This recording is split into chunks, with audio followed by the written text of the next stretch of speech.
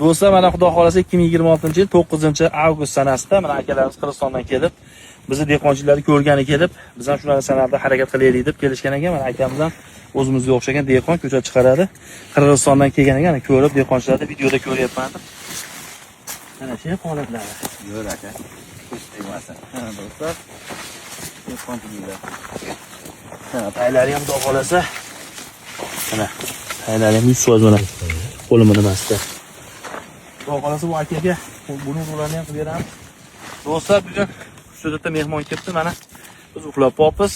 Uxlab qolgan sababimiz 6-7 ming dollarga ziyonda. Mana shu yerda kelib ketib yubordi. Ko'chatga zakaz qilgani kelib. Kechasi sut qo'yib uxlab qolibmiz. Mana akalar Qirg'izistondan uzoqdan kelgan ekan. Dehqonchilar ko'ryapti do'stlar.